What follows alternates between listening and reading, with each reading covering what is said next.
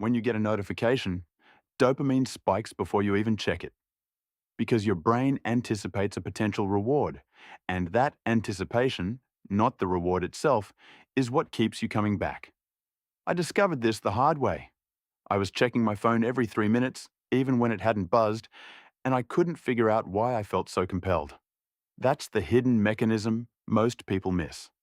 How social media platforms hijack your reward system in ways you don't consciously notice. And once you see it, you can't unsee it. These platforms operate on a variable reward schedule, the same principle that makes slot machines compelling. You don't know if that next notification will be a meaningless app update or someone commenting on your post, so your brain treats every buzz as potentially valuable. Each like, comment, or notification delivers an unpredictable dopamine hit, reinforcing compulsive checking through reward pathway hijacking. Think of it like this. If every notification gave you the same boring update, you'd stop caring. But because sometimes it's exciting and sometimes it's not, your brain stays hooked on the possibility. I caught myself opening Instagram even when I knew I'd just checked it.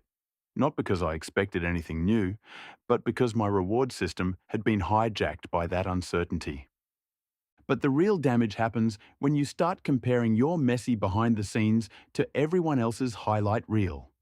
When you spend 4 hours a day looking at people who seem to have better jobs, better bodies, and better vacations, your subconscious mind begins to register your own reality as a failure. I remember scrolling through vacation photos while sitting in my pajamas eating cereal for dinner, feeling like I was somehow failing at life because I wasn't constantly documenting magical moments. They don't show the bad days, mental health struggles, financial stress, or quiet moments of simply getting through the day.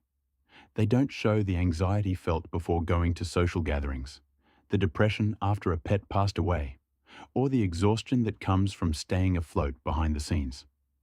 Your brain doesn't distinguish between curated content and reality. It just processes the comparison and finds you lacking. So you've just learned that your brain treats every notification like a potential slot machine win, and that constant highlight reel comparison is rewiring how you see your own life. Which one hits harder for you? The dopamine hijacking that keeps you checking your phone compulsively, or the comparison trap that makes your real life feel inadequate? Comment your answer below. Now, let's talk about what happens when these mechanisms start affecting your sleep and focus. Every time your phone buzzes, it doesn't just steal those 10 seconds you spend checking it, it fragments your entire cognitive state. When I started tracking my own interruptions, I realized I was experiencing around 275 digital buzzes per day. That's roughly one every 20 seconds during waking hours. Each one yanks your attention away, and the recovery isn't instant. It takes real time to rebuild the mental thread you were following. I'd sit down to write something substantial and find myself mentally exhausted by noon, even though I'd technically been working the whole time. The problem is that your stress hormones stay elevated because your brain interprets each buzz as a potential threat or opportunity that demands immediate attention. You're stuck in a state of hypervigilance, constantly braced for the next interruption, and that's absolutely exhausting to maintain. Your nervous system never gets to settle. Most people get this wrong. They think the solution is going cold turkey or just limiting their time to 30 minutes a day. I tried deleting Instagram for a week, convinced that willpower alone would break the cycle. I was part of the group that relapsed within 10 days. The problem isn't that you lack discipline, it's that you're fighting against engineered addiction with the wrong tools. Quitting cold turkey ignores the psychological, behavioral, and environmental roots of digital dependency. When I downloaded the apps again, after 5 days, I binged harder than before because I hadn't addressed why I was reaching for my phone in the first place. You can't just remove the stimulus without replacing the behavior, because your brain still craves that dopamine hit and will find other ways to get it. I started by changing my environment, not my willpower.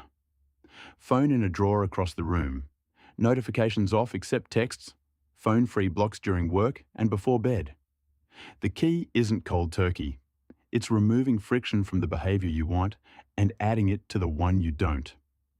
Instead of reaching for my phone during boring moments, I kept a book nearby or took 5-minute walks. What surprised me most was how fast the relief came. My mind stopped racing within days. I slept better, and I could actually finish thoughts without feeling compelled to check something. The nervous system settles when you stop feeding it constant micro rewards. It's not about willpower or meditation routines. It's about making the old behavior harder and the new one easier. Subscribe for more on how social media rewires your brain, and watch next to learn the specific moves that actually work for taking back control.